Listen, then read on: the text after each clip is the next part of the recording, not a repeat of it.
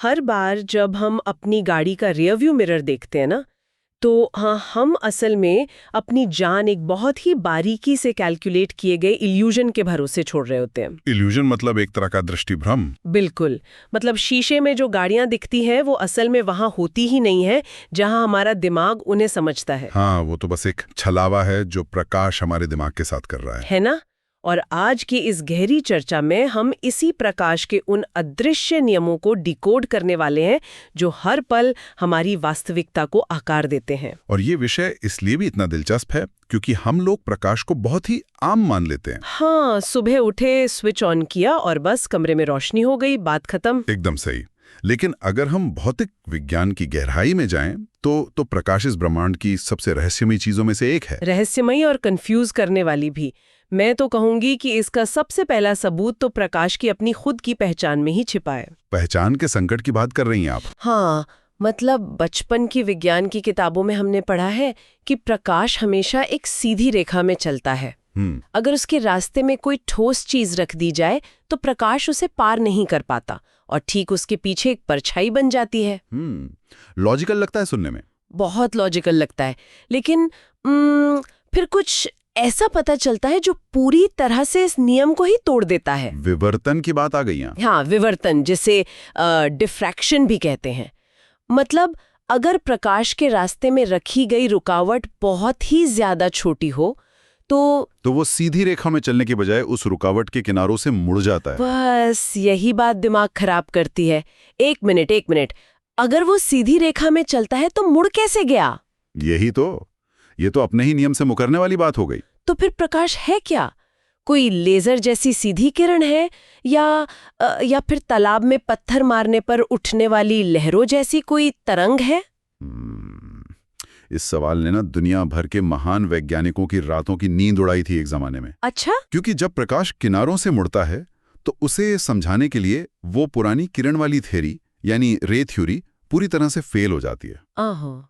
तो फिर मुड़ने वाली बात को साबित कैसे किया गया? उसे साबित करने के लिए विज्ञान को मानना पड़ा कि प्रकाश एक तरंग है, एक वेव है। चलो, मान लिया कि वो तरंग है, पर बात यहाँ खत्म नहीं होती ना? बिल्कुल नहीं। कहानी में असली ट्विस्ट तो 20वीं सदी की शुरुआत में आया, जब क्वांटम थ्योरी आई। हाँ, मॉडर्न क्वांटम थ्योरी। उसने ये साबित कर दिया कि जब प्रकाश किसी ठोस पदार्थ के साथ इंटरैक्ट करता है तब क्या होता है? तब वो तरंग की तरह बर्ताव नहीं करता। तब वो ऊर्जा के छोटे छोटे पैकेट्स या कणों के प्रवाह की तरह काम करता है। कणों मतलब पार्टिकल्स? हाँ, पार्टिकल्स की तरह। अरे बाप रे! मतलब प्रकाश का बर्ताव किसी ऐसे मंझे हुए एक्टर की तरह है जो एक ही फिल्म में हीरो और विलेन दोनों के किरदार निभा रहा हो। हाँ, बहुत बढ़िया एनालॉजी है ये। है ना? जब उसे मुड़ना होता है तो वो लहर वाला कॉस्ट्यूम पहन लेता है, और जब किसी चीज से टकराना होता है तो वो कण बन जाता है। एकदम सटीक बात कही। और आधुनिक क्वांटम थ्योरी ने ही आकर इस सदियों पुरानी बहस को खत्म किया। दोनों के बीच कोई समझौता कराया क्या? हाँ, क्वांटम थ्योरी ने प्रकाश के पार्टिकल वाले गुणों और वेव वाले गुणों के बीच एक बेहतरीन सामंजस्य बिठाया। अच्छा। अब विज्ञान ये मानता है कि प्रकाश की प्रकृति दोहरी है, ड्यूअल नेचर है। मतलब वो दोनों है और स्थिति के हिसाब से अपना रूप बदल लेता है। बिल्कुल। ये तो सच में किसी साइंस फिक्शन फिल्म की तरह लगता है। तो, लेकिन ये विज्ञान है। खैर, प्रकाश की इस उलझी हुई प्रकृति को समझने के बाद अब थोड़ा उन चीजों पर आते हैं जो हम रोजमर्रा की जिंदगी में देखते हैं। रिफ्लेक्शन की तरफ बढ़ें? हाँ, हमने बात की प्रकाश के टकराने की। जब प्रकाश किसी बहुत ही चिकनी और चमकदार सतह से टकराकर वापस लौटता है तो वो हमारे लिए शीशा बन जाता है, यानी दर्पण। और दर्पणों की दुनिया अपने आप में एक अलग ही विज्ञान है। घर में तो हम आमतौर पर समतल शीशा ही देखते हैं जो फ्लैट होता है। हाँ, लेकिन असली जादू तब होता है जब वो सतह मुड़ी हुई या गोल हो, जिन्हें गोलीय दर्पण कहते हैं, स्फेरिकल मिरर्स। सही कहा। और इसे समझने का एक बहुत ही मजेदार तरीका है जो कोई भी अभी अपनी रसोई में जाकर आजमा सकता है। रसोई में चम्मच वाला प्रयोग? एकदम सही पकड़ा।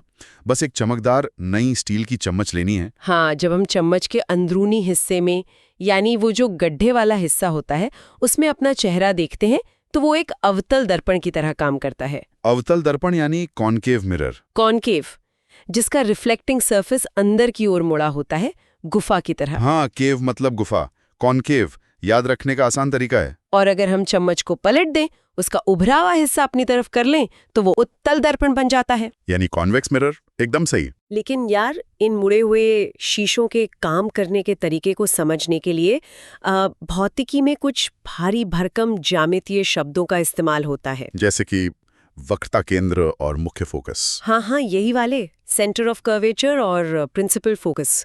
नाम सुनकर ही थोड़ा डर लगता है। डरने की जरूरत नहीं है, इन्हें बहुत आसानी से विजुअलाइज किया जा सकता है। मैं कोशिश करूं? बिल्कुल, बताइए। मान लीजिए हमारे पास कांच का एक बहुत बड़ा और खोखला गोला है, बिल्कुल किसी बड़ी सी ट्रांसपेरेंट फुटबॉल जैसा। ठीक है। अब अगर हम उस कांच के गोले का एक छोटा सा हिस्सा एक स्लाइस काट कर निकाल लें और उस पे पॉलिश कर दें, तो वो हमारा दर्पण बन जाएगा। हाँ, तो अब उस असली बड़े कांच के गोले का जो भी सेंटर पॉइंट था ना, वही हमारे इस छोटे से कटे हुए दर्पण का वक्रता केंद्र या सेंटर ऑफ कर्वेचर है। अरे वाह, ये तो इसे समझने का सबसे बेहतरीन तरीका है। और उस कटे हुए दर्पण के बिल्कुल बीचों बीच वाले बिंदु को हम ध्रुव या पोल कहते हैं। पोल मतलब पी। और फिर ये फोकस क्या होता है? मैं बताता हूँ।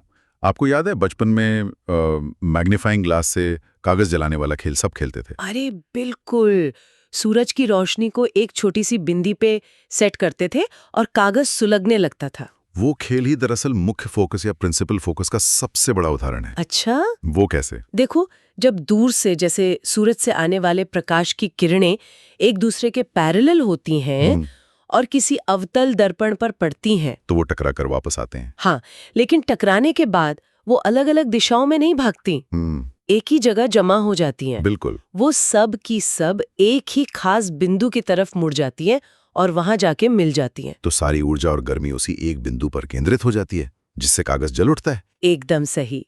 और इसी जादुई बिंदु को मुख्य फोकस कहते हैं, जिसे F से लिखते हैं। समझ गई। और इसका एक बड़ा ही सीधा गणितीय नियम है। वो क्या? वक्रता केंद्र की दूरी हमेशा इस फोकस दूरी की ठीक दोगुनी होती है। मतलब R = 2F। R = 2F। चलिए, ये सब कागज पर तो बड़ा सधावा लगता है, प्रकाश मुड़ रहा है, एक जगह इकट्ठा हो रहा है। लेकिन सवाल ये है कि असल दुनिया में हम इन अवतल और उत्तल दर्पणों का इस्तेमाल कहाँ कर रहे हैं? इनके उपयोग तो हर जगह है। सोचिए, अवतल दर्पण की सबसे बड़ी खासियत क्या है? वो प्रकाश को एक बिंदु पर सिकोड़ सकता है। हाँ, या फिर चीजों का एक बहुत बड़ा और सीधा प्रतिबिंब बना सकता है, अगर हम उसके बहुत करीब खड़े हों। अच्छा, इसलिए गाड़ियों की हेडलाइट्स और टॉर्च में अवतल दर्पण लगाया जाता है। बिल्कुल, बल्ब को ठीक उसके फोकस पर रख देते हैं। तो प्रकाश की किरणें टकराकर एक बहुत ही मजबूत, सीधी और दूर तक जाने वाली बीम बन जाती हैं। एकदम सही। और डेंटिस्ट का भी सोचिए। हाँ, जब डेंटिस्ट हमारे दांतों की जांच करते हैं, तो वो जो छोटा सा शीशा मुंह में डालते हैं, वो भी अवतल दर्पण ही होता है, ताकि उन्हें दांत का एक बड़ा और साफ हिस्सा दिखाई दे। शेविंग मिरर में भी चेहरे को जूम करके देखने के लिए यही इस्तेमाल होता है। क्या बात है। और उत्तल दर्पण, कॉन्वेक्स मिरर का क्या काम है? उसकी अपनी एक अलग ही सुपर पावर है। ये हमेशा सीधा प्रतिबिंब बनाता है, लेकिन आकार में बहुत छोटा। एक मिनट, अगर ये चीजों को छोटा करके दिखाता है, तो इसे हम गाड़ियों के साइड मिरर में क्यों लगाते हैं? क्यों, क्या दिक्कत है? दिक्कत है ना, सुरक्षा के लिहाज से तो ये खतरनाक होना चाहिए। कैसे? मतलब ड्राइवर को लगेगा कि पीछे वाली गाड़ी बहुत दूर है क्योंकि वो छोटी दिख रही है, जबकि असल में वो पास होगी। ये बहुत ही शानदार सवाल है, लेकिन ये एक ट्रेड ऑफ है। ट्रेड ऑफ मतलब कुछ पाने के लिए कुछ छोड़ना पड़ता है? बिल्कुल। उत्तल दर्पण चीजों को छोटा जरूर करता है, लेकिन क्योंकि वो बाहर की तरफ उभरा हुआ होता है, उसका दृष्टि क्षेत्र यानी फील्ड ऑफ व्यू बहुत विशाल हो जाता है। अच्छा। एक छोटे से समतल शीशे में पीछे की सिर्फ एक ही गाड़ी दिखेगी, लेकिन उत्तल शीशे में आपको पूरा का पूरा पीछे का हाईवे, 3-4 गाड़ियां सब एक साथ दिख जाता है। अरे हाँ। तो वो जो शीशे पर वार्निंग लिखी होती है कि objects in mirror are closer than they appear, हाँ, वो इसीलिए होती है क्योंकि शीशा हमें एक चौड़ा नजारा देने के लिए चीजों को जानबूझकर छोटा कर रहा है। एकदम सही। सुरक्षा के लिए ये जानना ज्यादा जरूरी है कि पीछे एक ट्रक आ रहा है, बजाय इसके कि ट्रक का सिर्फ बम्पर हमें बड़े आकार में दिखे। लॉजिकल है, बहुत लॉजिकल है। खैर, अब तक तो हमने सिर्फ ये देखा कि प्रकाश जब किसी चीज से टकराकर वापस लौटता है, यानी रिफ्लेक्ट होता है, तो क्या होता है। लेकिन हम तो अपने आसपास बहुत सी ऐसी चीजें भी देखते हैं जिनके आर पार प्रकाश गुजर जाता है, जैसे कि पानी या कांच। हाँ, और मुझे हमेशा से एक चीज अजीब लगती है, जब हम पानी के ग्लास में एक पेंसिल डालते हैं तो वो पानी के अंदर से मुड़ी हुई या टूटी हुई क्यों लगने लगती है? यहाँ हम प्रकाश के एक बिल्कुल नए बर्ताव में प्रवेश कर रहे हैं जिसे अपवर्तन कहते हैं। अपवर्तन यानी रिफ्रैक्शन। हाँ, रिफ्रैक्शन। यह तब होता है जब प्रकाश एक पारदर्शी माध्यम जैसे हवा से निकलकर दूसरे पारदर्शी माध्यम में घुसता है, जैसे पानी या कांच। तो इसमें नया क्या है? वो तो पार कर ही जाएगा ना। पार तो कर जाएगा, लेकिन होता क्या है कि अलग अलग माध्यमों में प्रकाश की गति अलग अलग होती है। अच्छा, स्पीड बदल जाती है। बिल्कुल। और जब उसकी गति अचानक बदलती है तो प्रकाश की दिशा भी मुड़ जाती है। एक मिनट, गति बदलने से दिशा कैसे मुड़ जाती है? इसे ऐसे समझिए। रुकिए, मैं कोशिश करती हूँ इसे समझाने की। हाँ, बिल्कुल बताइए। मान लीजिए मेरी कार एक बहुत ही स्मूथ और पक्के हाईवे पर फुल स्पीड में जा रही है। ठीक है। यहाँ हाईवे हमारी हवा है। अब अचानक से सड़क खत्म होती है और एक कीचड़ वाला कच्चा रास्ता शुरू हो जाता है, जिसे हम कांच या पानी मान लेते हैं। बहुत बढ़िया। फिर अगर कार के दाईं तरफ के पहिए पहले कीचड़ में उतरेंगे तो क्या होगा? दाईं तरफ वाले पहियों की स्पीड अचानक कम हो जाएगी। हाँ, जबकि बाईं तरफ वाले पहिए अभी भी पक्की सड़क पर तेजी से घूम रहे होंगे। सही बात है। तो इस स्पीड के अंतर की वजह से कार का स्टीयरिंग अपने आप एक तरफ खिंच जाएगा और कार अपनी सीधी दिशा से थोड़ा भटक जाएगी। अरे वाह, ये एक परफेक्ट उदाहरण है। प्रकाश के साथ हूबहू यही होता है। सच में? हाँ, जब प्रकाश की किरण हवा से कांच के स्लैब में तिरछी घुसती है तो उसका एक हिस्सा पहले सघन माध्यम में प्रवेश करता है। सघन मतलब डेंस मीडियम। Dense medium. और वो हिस्सा धीमा हो जाता है। इस वजह से पूरी की पूरी किरण एक काल्पनिक लंबवत रेखा, जिसे हम अभिलंब या नॉर्मल कहते हैं, उसकी तरफ झुक जाती है। अच्छा, और जब वो किरण कांच से वापस हवा में निकलती है तब कीचड़ से बाहर आते उसकी स्पीड फिर बढ़ जाती है और वो अभिलंब से दूर भागती है। तो मतलब वो पेंसिल असल में नहीं मुड़ी है? बिल्कुल नहीं, बल्कि पेंसिल से टकराकर जो रोशनी हमारी आंखों तक आ रही है वो पानी से हवा में आते वक्त अपना रास्ता बदल रही है। एकदम सही पकड़ा। और हमारा दिमाग उस मुड़े हुए रास्ते को समझ नहीं पाता। दिमाग सोचता है प्रकाश सीधा ही आया होगा, इसलिए वो पेंसिल को गलत जगह पर इमेजिन कर लेता है। बहुत खूब, यही तो असली विज्ञान है। और कौन सा माध्यम प्रकाश को कितना ज्यादा मोड़ेगा, ये इस बात पर निर्भर करता है कि वो प्रकाश की गति को कितना कम करता है। इसे नापने का कोई तरीका है क्या? हाँ, विज्ञान में एक पैमाना है जिसे अपवर्तनांक कहते हैं। अपवर्तनांक मतलब रिफ्रैक्टिव इंडेक्स? हाँ। ये बहुत ही सरल अनुपात या रेशियो है। कैसे निकालते हैं इसे?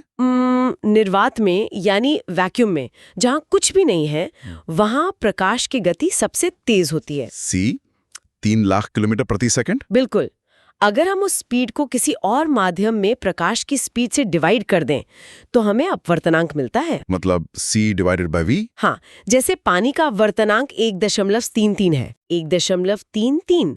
इसका मतलब हवा के मुकाबले पानी में प्रकाश को चलना थोड़ा मुश्किल लगता है। सही कहा। और मैंने कहीं पढ़ा था कि हीरे का अपवर्तनांक 2.42 होता है। डायमंड का? हाँ, बिल्कुल होता है। मतलब मेरी कार वाली एनालॉजी के हिसाब से हीरा प्रकाश के लिए सबसे गाढ़ा कीचड़ है। हाँ। प्रकृति में पाए जाने वाले पदार्थों में हीरे का अपवर्तनांक सबसे अधिक है। तो लाइट बहुत स्लो हो जाती होगी उसमें? भयंकर रूप से कम हो जाती है।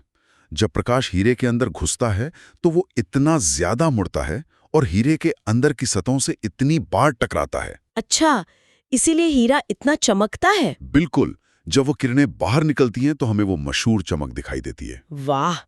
अब इस अपवर्तन यानी प्रकाश के मुड़ने का सबसे बड़ा फायदा तो खैर हम इंसानों ने ही उठाया है। लेंस बनाकर। हाँ, हम चश्मे पहनते हैं, कैमरे इस्तेमाल करते हैं, माइक्रोस्कोप से देखते हैं। ये सब लेंस का ही तो कमाल है। एकदम सही।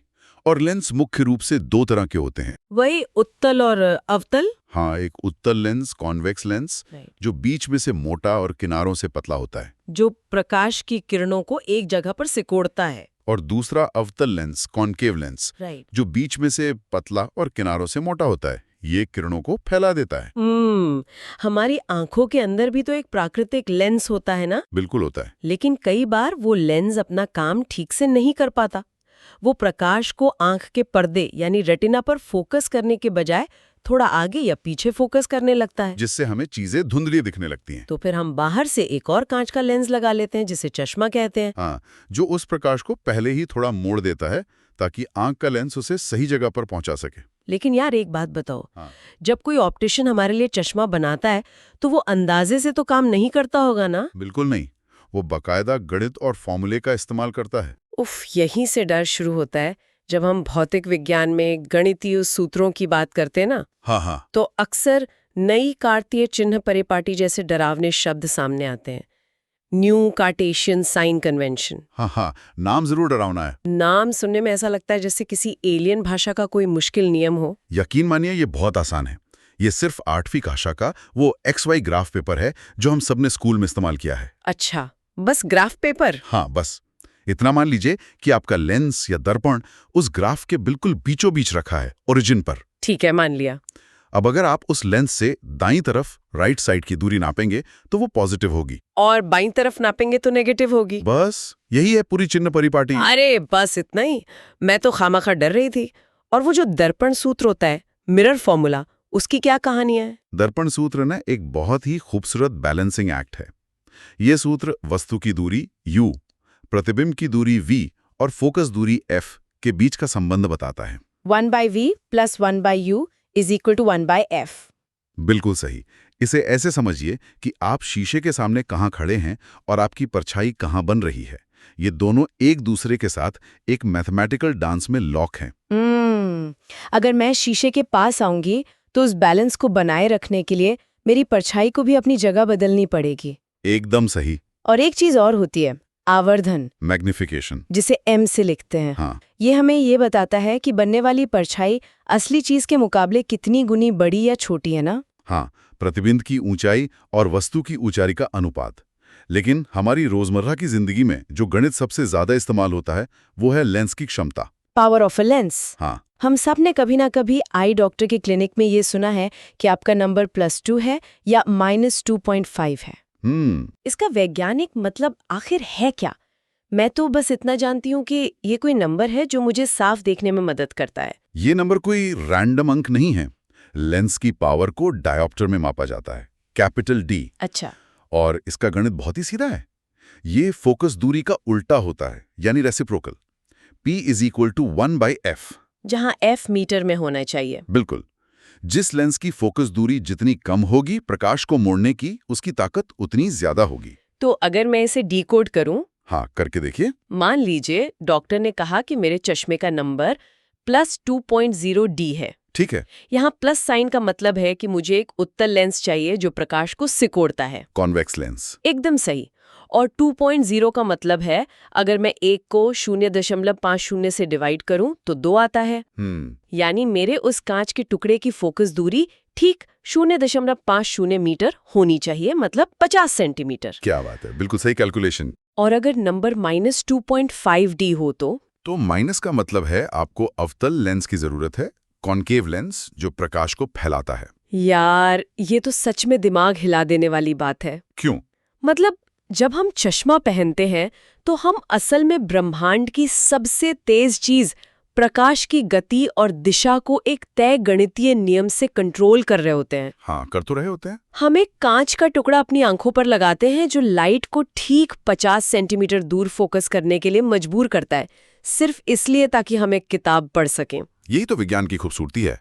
वो हमें प्रकृति के सबसे शक्तिशाली बलों को अपने फायदे के लिए मोड़ने की ताकत देता है। तो अगर हम आज की इस पूरी चर्चा को समेटें तो हमने देखा कि प्रकाश कोई ऐसी चीज नहीं है जिसे हल्के में लिया जाए। बिल्कुल नहीं। ये एक ऐसा मायावी तत्व है जो कभी लहर बनकर बहता है तो कभी कण बनकर टकराता है। और हमने ये भी जाना कि कैसे एक साधारण सी चम्मच हमारे चेहरे को उल्टा कर सकती है। हाँ, कैसे पानी का एक गिलास एक सीधी पेंसिल को तोड़ा हुआ दिखा सकता है। और कैसे हीरे के अंदर प्रकाश इतना उलझा जाता है कि वो चमकने लगता है। और सबसे अहम बात, ये सारे जादू दरअसल बहुत ही कड़े और सटीक भौतिक नियमों से बंधे हुए हैं। अपवर्तन और परावर्तन के ये नियम हर जगह एक जैसे काम करते हैं, चाहे वो कोई बहुत बड़ा टेलीस्कोप हो या हमारी आंखों का छोटा सा चश्मा। सही बात है। तो चर्चा खत्म करने से पहले एक बहुत ही दिलचस्प थॉट एक्सपेरिमेंट यानी सोचने वाला सवाल छोड़कर जाते हैं लोगों के लिए। हाँ बिल्कुल, क्या सवाल है। सोचिए कि आपके पास एक बड़ा सा उत्तल लेंस है,